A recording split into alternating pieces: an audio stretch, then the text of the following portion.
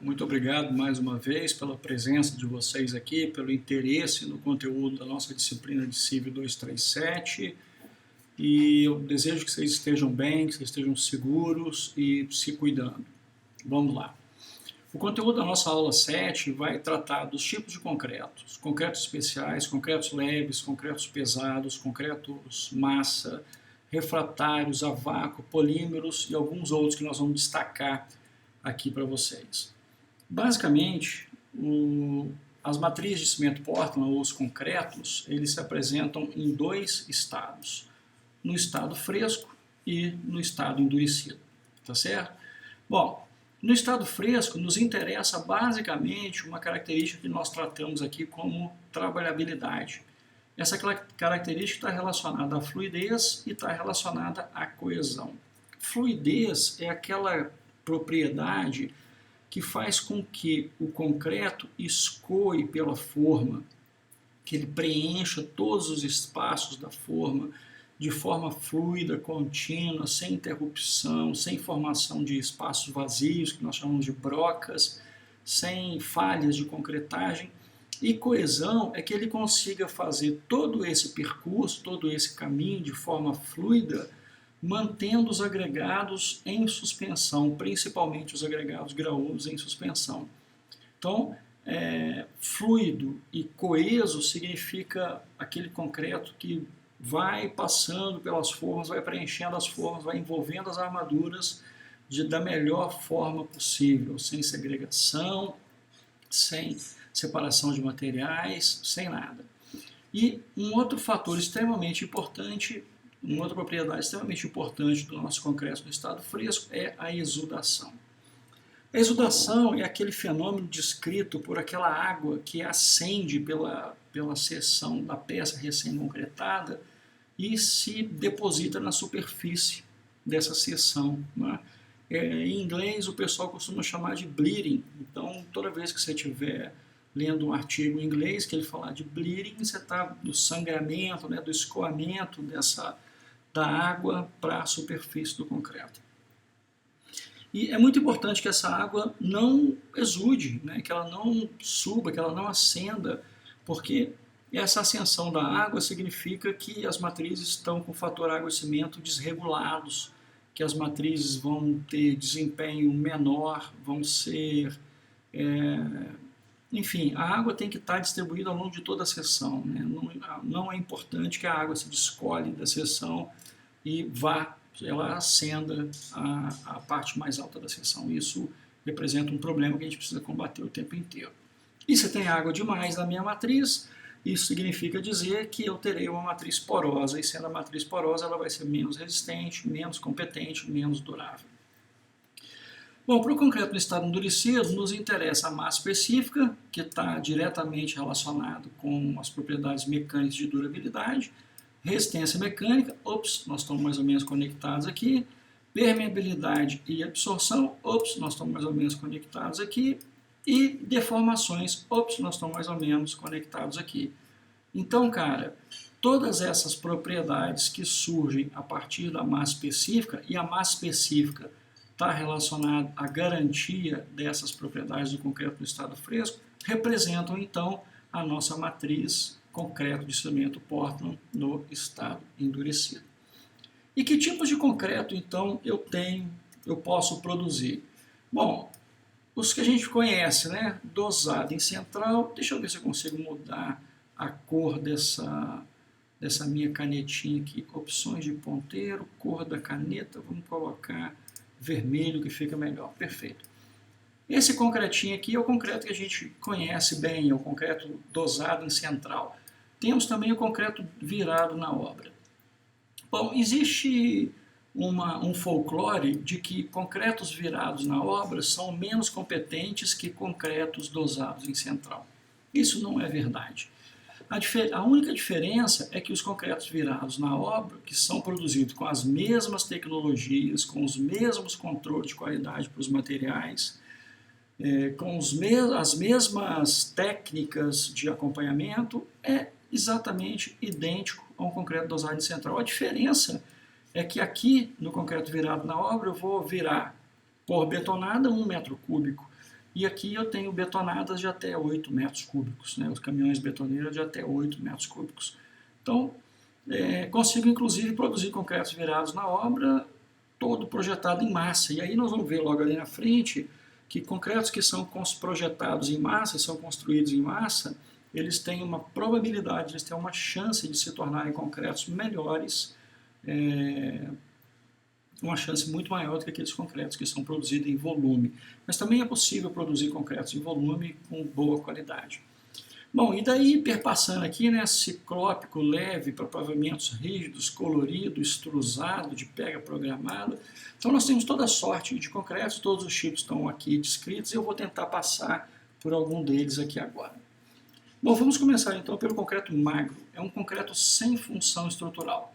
Na maioria das vezes nós usamos esse concreto em fundo de cavas, em fundo de valas, quando eu vou construir baldrames, quando eu vou construir elementos de fundação, radiers, quando eu vou construir sapatas, tá? Então, um concreto que não tem função estrutural e, basicamente, as características dele estão mais relacionadas a revestimento, tá? Revestimento com menor solicitação.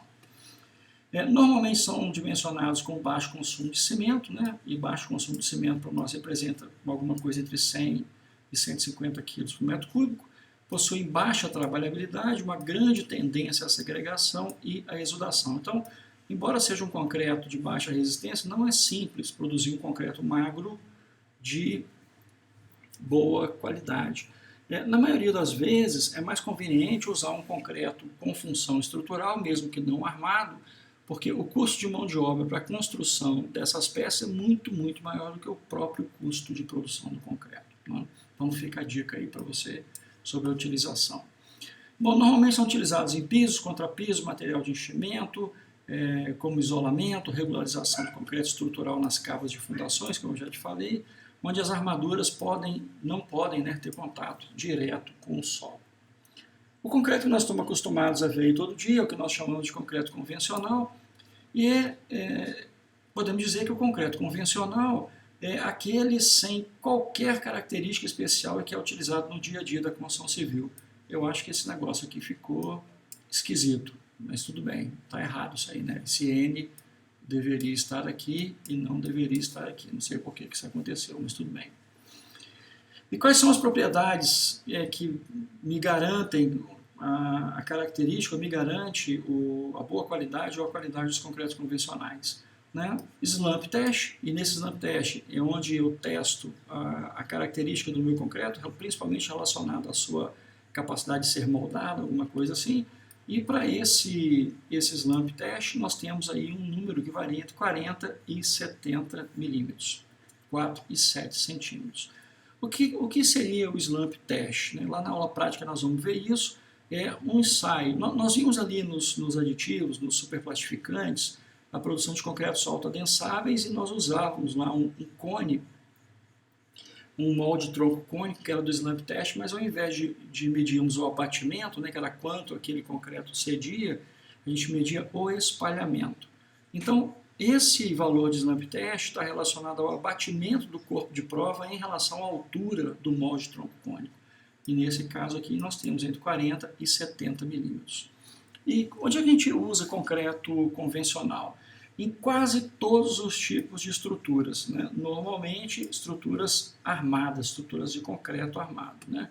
Com os devidos cuidados em relação ao seu adensamento. O concreto ciclópico é nada mais que um concreto de pedra, né? Esse nome se dá por conta da incorporação das pedras de mão ou de matacões ao concreto pronto. Então eu tenho um concreto convencional e eu adiciono a esse concreto convencional essas pedras de mão. O controle tecnológico da produção desse concreto é o mesmo dos concretos convencionais, mesmo porque o concreto convencional que eu compro para adicionar as pedras tem que passar por esse controle tecnológico. Agora, o que eu devo observar, o que deve ser observado também é a proporcionalidade entre a quantidade de pedras de mão que eu estou lançando e o volume de concreto que eu disponho. Então, quando do projeto desse concreto ciclópico, é importante entender isso. Tá? E as aplicações? Quando eu tenho peças de grande dimensão e com maquinário específicos. né? Em pequenas obras eu tenho problemas de recebimento, problemas de armazenamento, problemas de transporte interno, problemas de aplicação dessa técnica e principalmente controle de dosagem. Agora, em grandes obras eu não tenho muito problema com isso, né? Você pode ver aqui a construção de uma barragem de água, um barramento de água, que muito provavelmente foi feito com concreto ciclópico.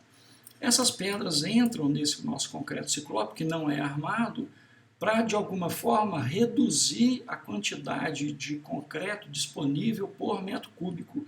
Isso faz com que haja uma redução do calor de hidratação e aí eu consiga produzir um concreto mais durável.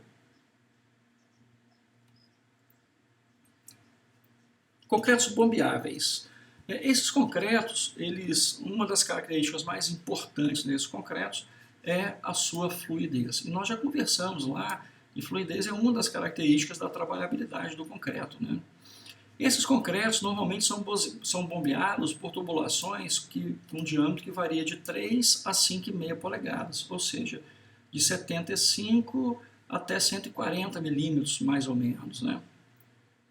As propriedades desse concreto é que eles têm um elevado teor de argamassa e tem muita plasticidade, e o consumo de cimento é alto, né? Porque eu preciso de um concreto mais fluido e para uma relação água-cimento fixa, eu preciso aumentar a quantidade de cimento para ter mais disponibilidade de água.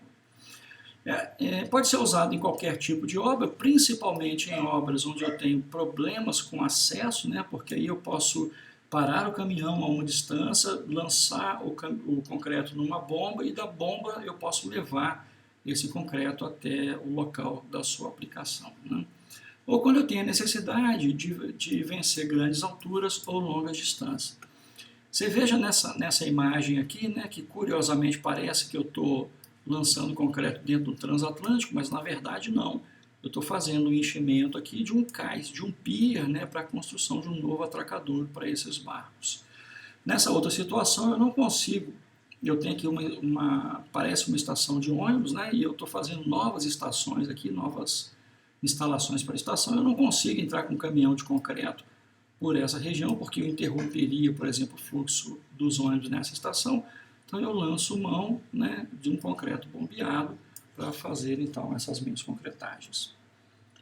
Os concretos leves, eles são caracterizados por ter um reduzido peso específico e por funcionarem muito bem como isolamento térmico e acústico.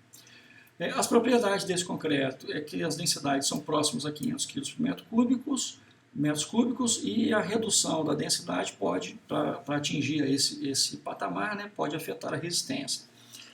Nós temos alguns projetos de pesquisa, não só no nosso laboratório, mas em muitos outros laboratórios, que procuram a melhor forma de compatibilizar redução da densidade com o aumento da resistência. Isso é muito importante, principalmente quando eu vou produzir concretos pré-moldados, ou quando eu vou construir edifícios em concreto pré-moldado, ou mesmo concreto moldado em loco. Exemplo de um condomínio residencial que foi feito aqui na região de Ouro Preto, né, em Cachoeira do Campo, os edifícios todos foram construídos em concreto, eram formas deslizantes. Os caras montavam as formas pela manhã, concretavam, montavam as formas de véspera, concretavam pela manhã, e no final do dia, na parte da tarde, eles retiravam as formas para então montar o próximo pavimento. Então, essa é uma técnica muito interessante, muito positiva, e se eu conseguir ainda reduzir o peso desses concretos, eu posso ter edifícios de concreto que ainda são eficientes do ponto de vista térmico e acústico. Esses concretos são aplicados, né, onde eu tenho algum tipo de exigência específica, ou preenchimento de laje, fabricação de blocos, regularização de superfície, envelopamento de tubulações ou coisas dessa natureza. Os materiais que nós utilizamos para a produção desses concretos são agregados do tipo argila expandida, podemos usar pedra pómez também, em algumas regiões ainda disponível, ou vermiculita, que é, no caso, um outro nome para argila expandida. Aqui um outro exemplo, né, de um concreto celular, na verdade uma espuma, e esse concreto ele também ganha resistência no tempo. Esse aqui é um concreto polimérico, né, que não, só para você ver que é um tipo de concreto leve, mas não é um concreto produzido com cimento Portland. Na outra vertente nós temos aqui os concretos pesados, né.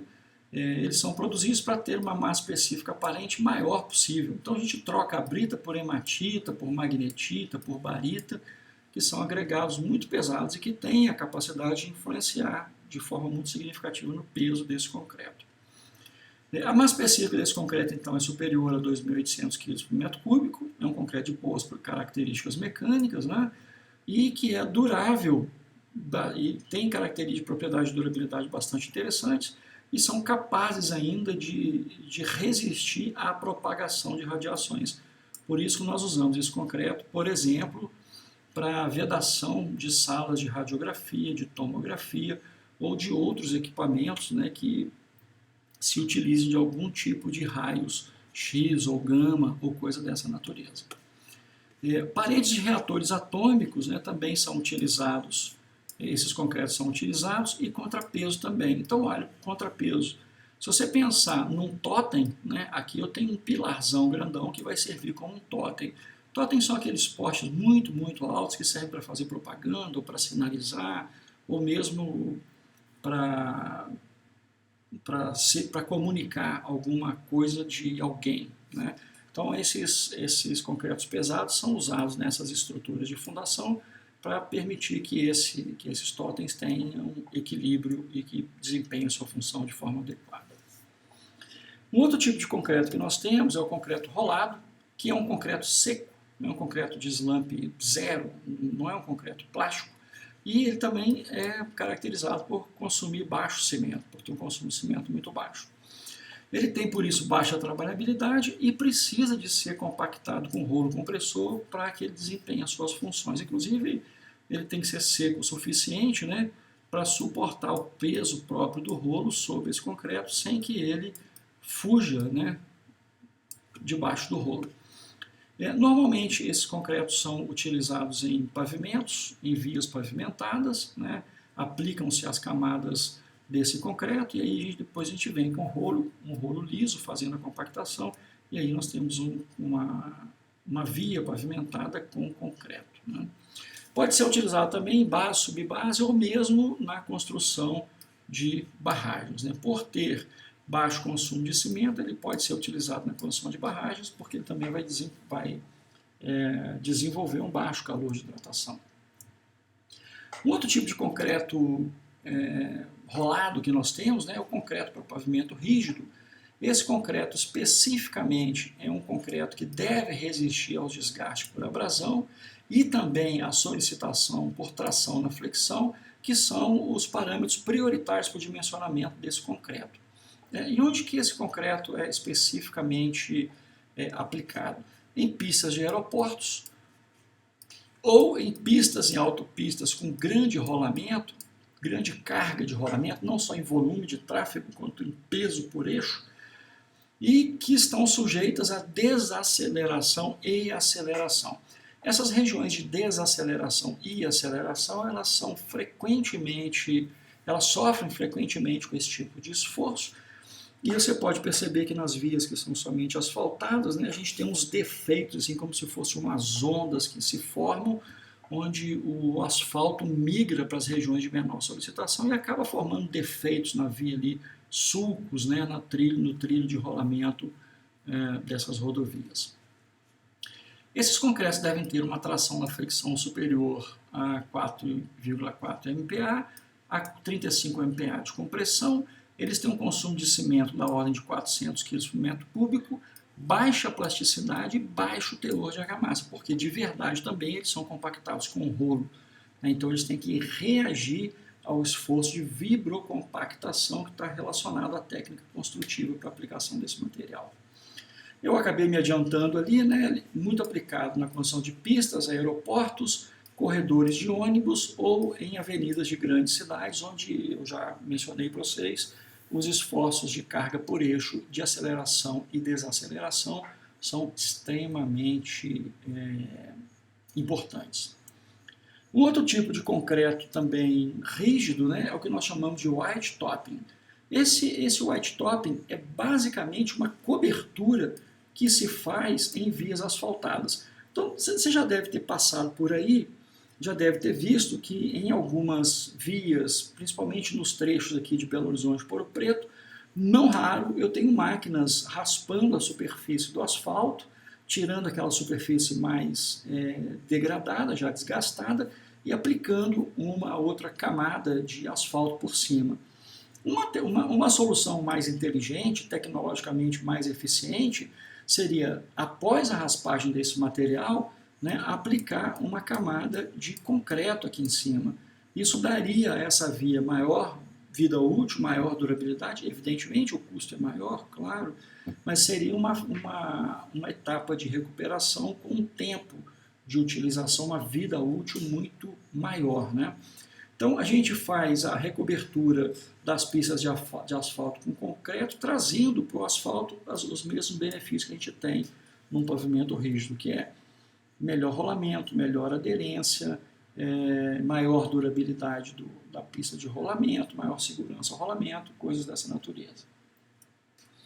Um outro tipo de concreto que nós temos é o que nós chamamos de concreto massa. Esses concretos são aqueles utilizados quando eu tenho volumes muito grandes para concretar, né? Eu uso agregados maiores, com DMC mais elevado, claro, maior valor de DMC, evidentemente previamente dosado, e os vibradores que eu uso na produção desses concretos são vibradores de grande potência, porque a massa de concreto é muito grande, né? As propriedades também estão relacionadas ao baixo consumo de cimento, e aí você já começa a fazer a conexão de energia e calor de hidratação. Toda vez que eu tenho concreto massa ou grandes volumes de concretos para fazer, eu tenho que sempre estar atento ao consumo de cimento, para que esses concretos, então, em função da sua enorme volumetria, né, não gerem uma quantidade de calor muito grande que danifique a peça durante o período da sua concretagem e durante o tempo em que ela está ganhando resistência, né? A geração de calor deve ser baixa, né, porque se fosse elevada, poderia então induzir a um processo de formação de fissuras que não seria um negócio interessante. Aplicados em barragens, cais de portos e muros muito grandes, né, muros de contenção muito grandes. O concreto alto-adensável é o concreto dos sonhos do engenheiro, né? É aquele concreto que tem a facilidade de fluir para dentro das formas. Há uma pequena diferença entre concreto alto-adensável e concreto bombeável, né? Eu posso ter um concreto bombeado que não é alto-adensável. Eu faço o bombeamento e ainda assim eu preciso de um determinado tipo de vibração, né, um vibrador mecânico para fazer então o espalhamento perfeito, né, a acomodação do concreto dentro das formas. O concreto adensável já dispensa esse tipo de operação, né? Ele passa ali por todas as armaduras, vai preenchendo os espaços sob o efeito do seu próprio peso, dispensando assim o uso de vibrador, como eu já tinha adiantado para você. Bom, esse concreto pode ser aplicado dos mais variados tipos de aplicação, desde elementos de fundação até peças, né, onde eu tenho com armaduras muito densas, você pode ver aqui assim, ou ainda em estruturas, né, onde eu preciso fazer algum tipo de concretagem submersa. E você está vendo aqui o mergulhador de escafandro. Esse cara aqui é o responsável pela qualidade, pela boa concretagem das peças e também, né, pela colocação das formas, pela estanqueidade das formas, pela vistoria das formas nessas estruturas. Perceba que nesse exemplo aqui, né, eu tenho uma estrutura já existente sendo reforçada, então uma armadura foi colocada, se você observar direitinho aqui, uma armadura foi colocada aqui na parte de fora dos pilares, e essa forma montável aqui vai ser logo colocada aqui para abraçar esse pilar, e aí eu vou lançar um concreto alto-adensável aqui dentro, capaz de expulsar essa água de dentro da forma e capaz de envolver todos esses espaços aí, fazendo com que esse reparo seja um reparo de sucesso, né? Bom, peças densamente armadas, estruturas pré-moldadas, formas em alto relevo, onde eu preciso de algum tipo de impressão, fachadas em concreto aparente, isso é muito bacana, porque esse concreto alto-adensável preenche todos os espaços, ele tem também um teor de argamassa relativamente alto, e obra submersa, como eu já te adiantei. Então, o concreto alto-adensável é de fato uma solução muito eficiente para muitas outras aplicações. O concreto projetado é um concreto de pega ultra rápida, Normalmente é lançado por equipamentos especiais, né, que aplica aplica esse concreto, né, com ar sob alta pressão e que também já confere a essa estrutura alguma compactação e alguma aderência. Você vê aqui nessas duas aplicações, né, onde eu tenho aqui uma estrutura de aço e eu tenho o recobrimento dessa estrutura, que muito provavelmente é uma estrutura de arrimo, uma contenção, o lançamento do concreto bombeado aqui, né, do concreto projetado, ele já vai então se fixando a estrutura, as armaduras e constituindo então a formação dessa peça. Aqui, muito provavelmente, né, se observa uma vegetação aqui em cima, muito provavelmente a aplicação desse concreto nessa superfície aqui se deve ao recobrimento de um talude recém-cortado, uma estrutura de proteção para o talude. Esse concreto é um concreto com elevado teor de areia, olha só, então eu tenho muito cimento e muita areia, então eu tenho um teor de argamassa muito alto, com pouca brita e brita com DMC pequeno, né? Porque senão, quando eu projeto esse meu material, né, eu acabo tendo então um rebite, né, um repique das britas, e isso aí pode criar problemas na aplicação do meu concreto. Ele pode ser aplicado via seca ou via úmida, né? Dessa forma a gente só altera o tipo de equipamento. De qualquer forma, eu tenho uma bomba que pressuriza essa minha tubulação e eu tenho aqui a admissão de água se for via úmida e aqui a admissão de ar se for via seca. Né?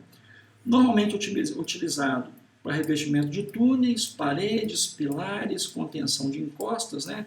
Como eu te mostrei aqui, essas são as aplicações mais preferidas para esse concreto projetado. Nós temos aqui do outro lado concretos resfriados. Olha só, eu tenho uma concretagem numa região de clima muito, muito quente. Então, e essa concretagem é de grande volume. Bom, vamos imaginar então uma fundação para um virador de uma máquina de trem, um trem de ferro, uma locomotiva. Esse virador é um grande bloco de concreto, onde a locomotiva vem com a composição, ela deixa a composição numa das ramificações da linha férrea e ela só anda para frente, ou da ré. Então, às vezes eu preciso, ela só anda numa direção, né? Então, às vezes eu preciso mudar a direção da composição para ela poder levar da locomotiva, para ela levar toda a minha composição. Então, eu vou com essa máquina até essa fundação, e roda, essa máquina gira ali dentro por um dispositivo mecânico que é acionado pela própria locomotiva, muda de direção e aí então vai puxando ou vai empurrando a nova composição. Imagine que você vai fazer essa concretagem numa cidade com clima quente, né, uma cidade do leste de Minas, por exemplo. Nessa situação você tem um concreto com FCK 20, 15, 30, não importa o FCK, mas você tem uma temperatura lá fora da ordem de 35 graus, 37 graus. Para que essa concretagem funcione bem, ou você concreta durante a noite inteira, que é mais fresco, ou você concreta durante o dia, e aí a gente faz uma redução da temperatura do concreto. E como é que a gente faz uma redução da temperatura do concreto? A gente troca água por gelo, né? Você leva para você monta uma central de escamas de gelo lá na sua concretagem, quando o concreto chega, você adiciona, isso aí é lógico, tem que ser tudo combinado com a concreteira, você tem que vir com um fator água-cimento menor, para você poder ter a oportunidade de adicionar esse gelo no concreto retardado, ou você monta uma pequena central de dosagem no seu canteiro de obras, e aí você utiliza então, substitui então a água por escamas de gelo. Né? Você pode fazer uma substituição total, isso aí você faz lá no canteiro de obras, ou parcial, quando isso vem no caminhão betoneira, conforme eu já te falei.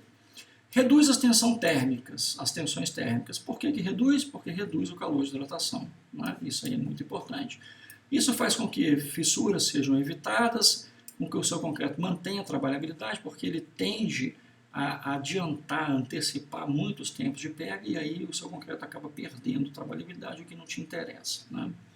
E ainda assim proporciona uma melhor evolução da resistência à compressão, óbvio, né? Porque eu tenho ali uma contenção daquela energia inicial, né, responsável pela pega do cimento, e o potencial de ganho de resistência continua se desenvolvendo no tempo a partir do momento em que essa temperatura vai mudando.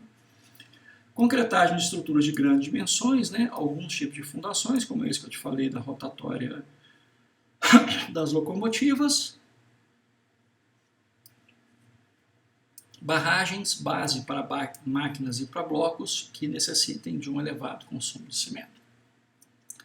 O concreto colorido, por sua vez, é qualquer tipo de cimento, de concreto cimento Portland, pode ser convencional, pode ser de alta resistência, mas que tenha adição de pigmentos à mistura, né? Essa adição pode ser feita diretamente no caminhão betoneira ou logo após a dosagem dos outros materiais, né? A ideia é que essas cores sejam duráveis, daí então os pigmentos têm que ser de qualidade, né? Deve ter um bom acabamento, porque uma vez concretado, pronto, a estrutura já está pronta, e esse bom acabamento é função da vibração ou do tipo de concreto, que nós já vimos ali atrás, que os concretos autoadensáveis dispensam a vibração, né? E também está muito relacionado à qualidade das formas. Onde é que nós usamos isso? Onde precisamos atender algumas demandas de efeitos arquitetônicos, ou quando precisamos identificar peças, ou, por exemplo, condomínios de edifícios com estacionamentos gigantes, eu posso concretar setores desses estacionamentos de cores diferentes, para que então os usuários possam se identificar e possam se localizar da melhor forma possível, né? Do lado de cá temos os concretos de alta resistência inicial, né, que é um concreto de grande resistência a pouca idade, eu estou falando aqui de horas. Isso dá velocidade à obra e atende também a situações emergenciais, né? Quais são as propriedades desse nosso concreto? Em 24 horas ele me retorna com 26 MPa. Então estou te falando que com um dia esse concreto tem a resistência disponível de qualquer concreto convencional ou da maioria dos concretos convencionais que são utilizados no Brasil hoje, né? E com 28 dias ele pode chegar à marca de 54 MPa de resistência. Muito utilizados em pré-moldados, onde eu preciso ter uma rotatividade de formas muito grande, na fabricação de tubos e artefatos de concreto, ou estruturas convencionais com demandas emergenciais, ou mesmo estruturas protendidas. Concretos com adição de fibras são aqueles concretos onde, por alguma demanda, eu necessite de melhoria de certas características desse concreto. As fibras são basicamente utilizadas em concretos onde eu preciso aumentar a minha resistência à tração, né? Sempre que eu preciso ter um concreto com melhor desempenho à tração, eu uso fibras. Então você já começa a imaginar onde eu posso, as melhores aplicações para isso, né? Pavimentos rígidos, pisos industriais, áreas de piscina, alguns tipos de pré-moldados, reservatórios, argamassas na própria piscina, não é? Concretos que estão submetidos à resistência, a solicitações de tração, devem prever a adição de fibras, né? Essas fibras podem ser naturais ou sintéticas, lembrando que as sintéticas são mais duráveis, né? Que elas podem ser polimerizadas, né? Como essa daqui, ou podem ser fibras de aço. E a ideia é minimizar o aparecimento ou surgimento de fissuras que são originadas a partir da retração plástica do concreto ou mesmo das solicitações de utilização que gerem algum tipo de tração. Bom, falamos lá atrás dos concretos de alta resistência e vamos falar agora dos concretos de alto desempenho. Lembra lá das pozzolanas? Pois é, elas são bastante utilizadas nesses concretos. São concretos que, apesar de ter uma elevada resistência, mas que não necessariamente o têm, são concretos que têm elevada durabilidade. O que caracteriza esses concretos? Primeiro, a baixa relação água-cimento. Esses concretos são obtidos a partir da utilização de adições e aditivos especiais, né? Reduz a porosidade, reduz a permeabilidade e as resistências não podem ser inferiores a 40 MPa. Mas você pode me falar, mas isso parece um CAR, né? Um concreto de alta resistência. Não, quando a gente fala de CAR, nós estamos falando de concretos de 90 MPa, de coisas mais ou menos dessa ordem, né? 70, 90, 110 MPa. E as aplicações são para aquelas estruturas que necessitam de algum tipo de resistência ao ataque de agentes agressivos, né, tais como os cloretos, aquelas estruturas que estão lá na beira do mar, né, sofrendo com ataque de maresia, de névoa salina, ou mesmo respingo, né, Sulfatos, que são aqueles pisos que eu tenho em indústrias químicas, por exemplo, dióxido de carbono, edifícios que são construídos em regiões muito urbanizadas, né, com grande fluxo de veículos. Então ali eu tenho uma disponibilidade de dióxido de carbono muito grande que pode afetar a durabilidade das minhas estruturas. Então pensar no concreto de alto desempenho para essas regiões pode ser uma aplicação bem bacana. Sobre cloretos, né, você pode dar uma olhadinha lá no site do nosso grupo de pesquisa, e eu acho que foi publicado também nas redes sociais, uma das teses de doutorado que nós orientamos lá no laboratório, que está exatamente testando o desempenho desses tipos de concreto quando submetidos a esse tipo de solicitação, né, variação de maré, névoa salina e maresia. Bom, o grout é um tipo de concreto, né, um tipo de microconcreto, que é basicamente uma argamassa composta por cimento, areia, quartzo, água e aditivos, e aqui nós podemos incluir pedriscos, né, para estabilizar esse grout. Ele é um material de elevada resistência mecânica, é autoadensável, serve para preencher vazios e juntas, por exemplo, de alvenarias estruturais, inclusive para criar estruturas nas alvenarias estruturais, né, como você está vendo aqui, para concretagem desses pilares ou coisas assim que são estruturas de alvenaria estrutural. A resistência dele também é de 25 MPa com 24 horas e 50 MPa com 28 dias, mas também pode ser aplicado na recuperação de estruturas, na fixação de equipamentos, reparos de pisos e outras aplicações que demandem um concreto de alta resistência, adensável e composto principalmente por agregados de DMC muito reduzido.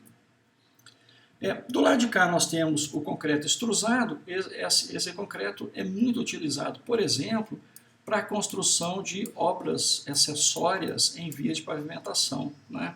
Eu lanço esse concreto numa forma deslizante, essa forma deslizante vai percorrendo por esse caminho aqui, né, e vai formando de forma extrusada as peças que me interessam, né? É um concreto um pouco mais seco, do tipo farofa, né, porque senão também não teria competência para se manter nesse local. Ele é produzido com brita zero, tem um slump de 20 milímetros, né, você pode ver que é quase nada o abatimento, e tem um consumo de cimento que varia de 200 a 300 kg por metro cúbico. Esse concreto é utilizado a partir da aplicação de um equipamento especializado, evidentemente dessa forma deslizante, né, capaz de produzir esse tipo de estrutura, e é muito utilizado para a produção de guias e de sarjeta. Tá bom, e em relação a todos esses tipos de concreto, o teste mais comum, mais corriqueiro que nós usamos é o slump test. O conjunto de slump test é constituído por essa base metálica, por uma concha, por uma haste de soquete, um dispositivo, né, que é um cone, um funil para carga do nosso molde tronco cônico, que é onde a gente faz a moldagem, e eu vou preenchendo esse meu cone em concreto, né, em 3 camadas, cada camada recebe um determinado número de golpes, que nós vamos ver daqui a pouquinho ali na aula prática, e você pode perceber aqui, o operador com os pés fixos sobre a placa, e essas orelhas aqui do nosso dispositivo tronco cônico servem também para apoiar e para firmar a placa, né? Eu vou preenchendo as 3 camadas aqui e vou adensando com essa haste. Depois, então, eu retiro, né, continuo com os pés sobre a placa, mas retiro o pé das orelhas aqui, vou tirando a forma de forma homogênea e contínua e tenho, então, o meu corpo de prova. Eu venho aqui, coloco o meu molde tronco cônico de ponta cabeça, coloco a haste do meu soquete aqui em cima, isso fica tudo em cima da haste aqui, da chapa, tá vendo? Para ficar tudo niveladinho. E aí eu venho aqui então e meço o abatimento. O número que sai daqui em milímetros é o resultado do meu slump test, tá certo? Bom, depois então do slump test feito, né, eu moldo corpos de prova cilíndricos, normalmente 4 corpos de prova por caminhão betoneira ou por betonada, e aí nós vamos ver no controle tecnológico ali como é que eu faço isso. Esses corpos de prova têm que ter a superfície arrasada e tem que ser devidamente identificados. porque muito provavelmente eles seguirão depois para um programa de controle tecnológico que vai indicar como esses concretos que foram produzidos aí por você, né, foram enquadrados ou foram disponibilizados. Muito bem. Esses concretos, então, eles passam por um processo de cura, né? O processo de cura vai além dos tempos de início e fim de pega e está muito relacionado também com o desenvolvimento da formação dos silicatos hidratados, né? dos produtos da hidratação. E a cura é, de verdade, uma estratégia muito, muito importante e ela influencia muito a resistência do seu concreto. Nós temos um gráfico aqui que varia com o tempo, né, com a resistência no tempo, onde eu tenho quatro concretos diferentes. Um concreto sem cura, um concreto que foi curado adequadamente por 3 dias ao ar livre. Não, mentira. Foi curado adequadamente por 3 dias e depois foi ao ar livre. Foi curado adequadamente por 7 dias e depois foi ao ar livre e que permaneceu em cura até 180 dias. Né? Perceba que aos 28 dias, que é a nossa taxa de referência, né, o nosso concreto sem cura, ele está representando aqui para a gente 50% apenas da resistência total que ele poderia desenvolver. E aí você percebe que esse concreto sem cura não tem perspectiva de ganho de resistência, né, o que é um negócio temerário. Quando eu tenho uma cura por 3 dias, perceba que eu posso alcançar até 75% da resistência de projeto do meu concreto. Né? Quando eu tenho uma cura por 7 dias, eu posso então alcançar alguma coisa aqui, ó, no meio, talvez 90%, 87,5% da resistência do meu concreto. E ainda assim eu tenho alguma perspectiva de ganho de resistência, né, que pode chegar lá aos 100% da minha resistência total com 90 dias. Agora, quando eu tenho um processo de cura permanente, então meu concreto está curando lá o tempo inteiro, aos 28 dias, eu tenho uma resistência maior do que a minha resistência de projeto, e aos 90 dias eu posso alcançar a marca aqui, ó, de uma resistência que é 125% maior que a minha resistência de projeto do meu concreto. Né?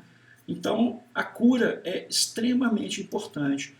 Para condições práticas, né, para aquelas obras corriqueiras com tecnologia que você vai construir, eu sugiro que você adote como protocolo cura por 7 dias.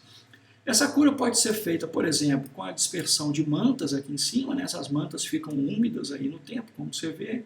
Nós podemos usar cobertores também para a superfície desse material. Podemos manter esse material úmido, podemos lançar areia, né, por cima do concreto e manter essa areia úmida, ou uma cura química ou qualquer tipo de material ou substância que seja capaz de manter essa água presa aí dentro de alguma forma.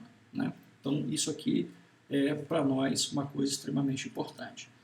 E como eu já vinha te falando da importância da cura, né, você pode observar que ela influencia na resistência, mas que outros fatores também influenciam muito na determinação da resistência do nosso concreto. Eu relacionei algumas causas dessa variação por aqui e os efeitos máximos que essa variação pode gerar. E destaquei aqui os dois mais importantes. Né? Olha só, a causa que mais impacta no desempenho da sua peça de concreto armado é falta de adensamento ou adensamento inadequado. Esse adensamento inadequado, essa falta de adensamento pode reduzir a resistência do seu concreto em até 50%. Né? Depois nós temos aqui, ó, 30% de redução na resistência do seu concreto como fator mão de obra. Né? Aqui eu tenho variabilidade do tempo e procedimento de mistura. O que é isso daqui? Eu estou não observando os tempos adequados para a produção do concreto, para lançamento, para mistura, e não estou levando em consideração também os procedimentos de mistura, sem massa, sem volume, se as quantidades estão certas, se a mistura está adequada, se eu estou usando sempre os mesmos protocolos, os mesmos procedimentos de mistura, enfim, se não há uma padronização na produção do concreto, eu tenho uma redução da resistência em até 30%. Tá? Bom, em relação aos materiais, né, os materiais em conjunto eles são capazes de influenciar na resistência do meu concreto em até 31%, né, 27%, é isso mesmo, 33%, 27 mais 8, 34%. Mas aqui eu tenho uma característica, ó, se a mão de obra é ruim, só reduz a resistência. Se eu não tenho um adensamento adequado, só reduz a resistência. Mas os meus materiais podem contribuir tanto para um lado quanto para o outro, né? Variabilidade na resistência do cimento. Então, se eu tenho um cimento tipo 40, se eu tenho um cimento tipo 32, né, eu posso ter variação na resistência do meu concreto. Se eu tenho variabilidade na quantidade de água, para mais eu prejudico o meu concreto e para menos eu tenho um concreto de maior qualidade. É lógico que para menos significa não colocar água de menos, mas se aproximar ao máximo do teor projetado, né? E aí, sucessivamente, né, a gente pode pegar todos esses elementos aqui e você pode, por exemplo, linkar um fator de segurança para a produção do seu canteiro de obras, considerando os materiais, considerando a mão de obra, o tipo de equipamento que você está utilizando, né, os procedimentos de ensaio que você tem para a coleta desse seu material, para a cura, enfim. Você pode, a partir desses parâmetros aqui, fazer uma construção de uma estratégia para produzir o concreto com a melhor tecnologia disponível possível, né? Bom, uma aplicação aqui para você poder, para a gente tentar fechar tudo que a gente viu até aqui nesse momento, das aulas anteriores e dessa aula agora. Imagine que você tem lá em mãos um projeto e que você é o técnico responsável por ligar para uma central de concreto e solicitar a compra, né, de um tipo de concreto que atenda às especificações do seu projeto e que seja adequado às condições de acessibilidade da sua obra. Então veja, quando eu estou comprando concreto, eu tenho que comprar um concreto que atenda às demandas locais e tenho que comprar um concreto que atenda às especificações do projeto, né? Então isso é extremamente importante. O local onde você vai concretar, ele refere-se a um piso de grandes dimensões. Então aqui eu já começo a ter algum tipo de solicitação. Onde vai ser implantada uma indústria química, agentes agressivos, grandes dimensões, calor de hidratação, né? Estou tirando lá do que nós já conversamos até agora as informações para responder esse problema, né? E esse seu piso vai estar em contato direto com o solo, beleza? Então eu posso ter aqui ataque de agentes agressivos também, ataques da indústria química e agentes agressivos do próprio solo. E ainda vou ter grande solicitação de carga, então eu posso ter empilhamento de produtos químicos muito elevados, pode ser um galpão, por exemplo, um entreposto, né, de distribuição de produtos químicos, e além de todo o peso, eu tenho ainda veículos trafegando dentro desse galpão, né? Então, as solicitações de carga são muito elevadas. Então, aqui também eu já tenho uma outra dica. E, por outro lado, o projeto que chegou para você retorna com uma armadura de piso muito densa. Então, olha as pistas aqui. Eu preciso compatibilizar as especificações de projeto com as questões de acessibilidade da obra. Beleza? Então, vamos lá. É um concreto de grandes dimensões, de uma indústria química, uma peça que está em contato direto com o solo, de solicitação muito grande e diversa, e armadura muito densa. E aí, cara, vem umas informações adicionais lá da obra. O caminhão não entra no canteiro de obras, tá certo? Não entra. Então ele chega perto, mas ele não entra no canteiro de obras. E outra coisa, para colocar uma cereja nesse bolo, a central de dosagem fica muito afastada do local da obra. Então eu tenho aqui 1, 2, 3, 4, 5, 6, 7, 8, 9 parâmetros que eu tenho que juntar tudo isso para projetar o meu concreto e para criar e para fazer a compra, né, de um material, de uma especificação que sirva para o propósito, tá certo? Então vamos lá. Fixe a sua atenção na primeira coluna aqui comigo, nesse lado de cá. A obra de difícil acesso é concreto bombeável. Eu tenho que mandar esse concreto de alguma forma por uma bomba lá dentro. Distância central muito grande, vou ter que usar um aditivo retardador de pegas. O concreto está em contato direto com o solo, então eu tenho que ter um cimento resistente a sulfatos ou algum tipo de pozolana, tá certo? Então vou deixar uma estrela aqui. Fechado. Pronto, muito bem. Baixa permeabilidade. Preciso então de um aditivo superplastificante e, por que não, de uma pozolana para fazer a redução da minha porosidade, né? Bom, superplastificante, por que não? Bombeável. Então aqui a gente já está conectando todas as coisas. E como o galpão é de grande dimensão, eu preciso usar um cimento com baixo calor de hidratação, né? Um cimento com baixo calor de hidratação é basicamente um cimento pozolânico. Ou um cimento tipo 3, porque é um cimento resistente a sulfato e ainda contém escória, ou um cimento tipo 2, que também pode conter pozolana ou pode conter escória. Mas o melhor de todos é esse aqui. Poxa vida, a armadura é densa demais, então não tem jeito. Meu concreto tem que ser autoadensável. Então, superplastificante com cimento resistente a sulfatos, não é isso? E por que não com adição das minhas pozolanas. Como é que a gente vai projetar isso daqui? Então, o projeto pode ser um concreto com 25 MPa, eu não tive nenhum tipo de especificação de resistência, então um concreto de 25 MPa é um bom concreto para um piso razoavelmente bom. E é um FCK que está bem relacionado também com concreto autoadensável. Um slump de 22 mais ou menos 2 e baixa permeabilidade, né? E qual que é o produto que eu tenho? Um concreto de 25 MPa, autoadensável, bombeável, com cimento Portland de alto forno tipo CP3. E por que eu fiz isso? Porque ele já tinha lá, esse cimento é um cimento resistente a sulfatos. Então eu resolvo dois problemas da mesma forma. Um aditivo retardador de pega e um superplastificante. Ah, eu posso ter dois tipos de aditivos no meu concreto? Sim, você pode ter dois tipos de aditivos no seu concreto, não tem problema nenhum. Inclusive você pode ter um aditivo dual, não é isso? Ok. As informações essenciais estão aqui, né? Resistência, e aí eu tenho, a resistência está relacionada com slump e com a dimensão máxima dos agregados. Consumo de cimento também está relacionado com a dimensão máxima dos agregados e com o slump, e com isso então eu tenho a formulação do traço que foi construído a partir de todas essas minhas informações, né? Um outro tipo de dados, de informações complementares que você poderia colocar aqui era retração. Putz, por quê? Retração porque a peça é muito grande.